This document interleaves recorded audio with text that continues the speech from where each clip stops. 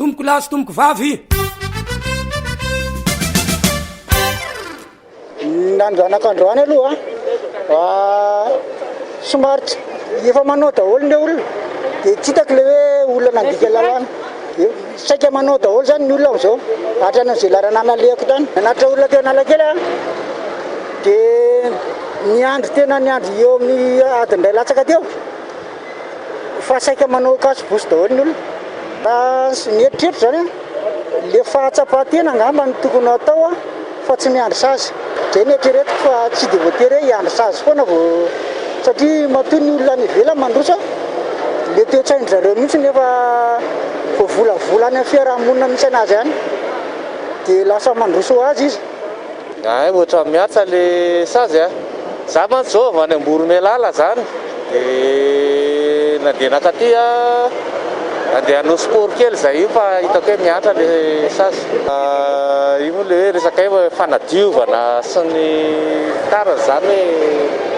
hoe mety misy fanadiovana sy ny tariny dia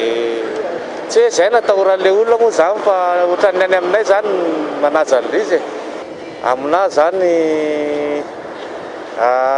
tsara ny sazy satria amin'izao ny olona zany ny olona tsy dia matahotra ohatra hoe ny andalana amin'ny atao hoe resaka circulation routier fotsiny zany zao dia raha amiko zany aloha hipetraka ihany ny sazy satria amin'izay mbo discipliné tsara daholo ny olona. Afaka ampiharina rehefa hoe izay mety amin'ilay fanjakana dia afaka ampiharina. Tetinga ohatra mbola tsy dia nisy ny savy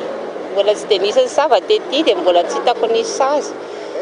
Ilaina ilay fampiharana ny sazy satria ilay malagasy indraindray bebe saina mafimafy loha dia ilaina zany dia ampiharina mihitsy ilay sazy dia amin'izay koa mba mahalala matahotra ny olona. Efa imbetsaka miantra ilay sazy teny Analakely teny mamafalalana tsy mifidina kely na lehibe na vahiny. Izy aloha tokony tsy atao satria ilay olona sasany mbola tsy mahafantatra dia tokony tsy ampiharina ilay izy fa tenenina fotsiny ilay olona mba lalan'ny tompony ndraiky sazy azy. Saotra tomboko lahy, saotra tomboko vavy.